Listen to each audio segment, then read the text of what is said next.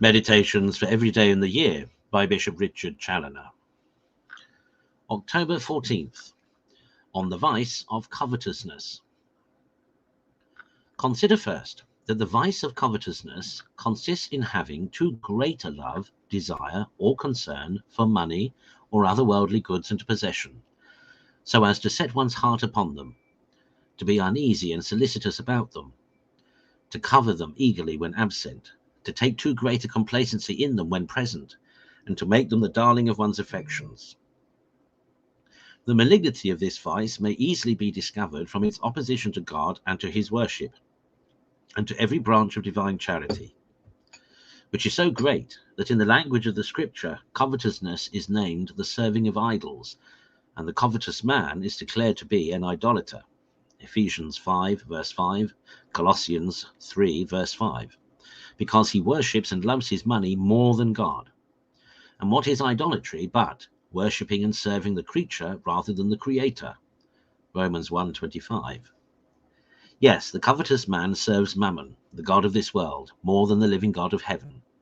For the love of Mammon, he turns his back upon his Maker, neglects his love and service, and is ever ready to break through his heavenly law and commandments, rather than forego his worldly interests, to which he sacrifices his soul and all, and for the sake of which he hardens his heart against the necessities of his neighbours and the cries of the poor.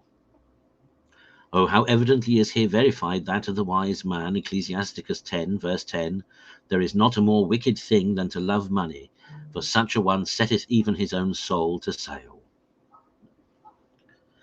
Consider, secondly, the malignity of this vice of loving money from its unhappy offspring, that is, from the innumerable evils which it daily produces.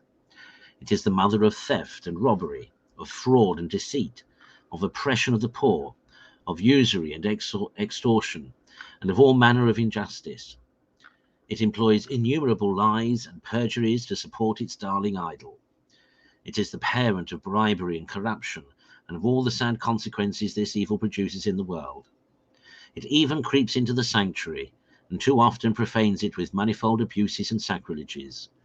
It has often brought forth heresies and schisms too, 1 Timothy 6, verse 10, and with them a deluge of other crimes. It has pillaged and destroyed churches, hospitals, and monasteries, and invaded and carried off the patrimony of the poor. It has even betrayed and sold the Son of God himself. O cursed love of money, how long shalt thou thus, like a second deluge, drown the whole world? When shall thy tyranny have an end? Wilt thou never cease to fill the world with all sorts of crimes and hell with souls? Consider, thirdly, that this vice of covetousness, besides all this brood of evils which it daily brings forth, produces many other sad effects in the soul of man, even when it does not hurry him into those more scandalous excesses specified above, and when in the eyes of the world it appears more innocent. For where a person, though he covets not perhaps the goods of his neighbour, yet sets his affection too much upon riches or worldly possessions, and eagerly pursues after money, he quickly loses all relish for heavenly things, and all true sense of devotion. His heart is filled with the love of the world, and with many cares and anxious solicitudes about the things of the world, which, like thorns, choke up the seed of the word and the grace of God, and hinder it from bringing forth the fruits of faith, hope, and charity in their due time. The love of riches overpowers his love of God and of his neighbour. The care of his eternal salvation is no longer his principal concern. He loses that confidence he ought to have in divine providence. He neglects religious duties. He does not give alms according to his circumstances. In a word, he is continually in danger of breaking through the law of God by commission or omission for the love of money.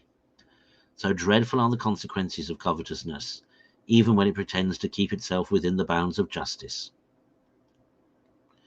Conclude to beware of this vice of covetousness, as of one of the worst of the enemies of thy soul, so much the more dangerous to thee, as it is too apt to impose upon persons with specious pretexts of worldly prudence and of necessity, insomuch that oftentimes they who are the most covetous and whose heart is quite set upon this worldly mammon, are scarce sensible of their disease, however grievous and mortal. O take care, my soul, not to deceive thyself, nor to suffer thyself to be deceived.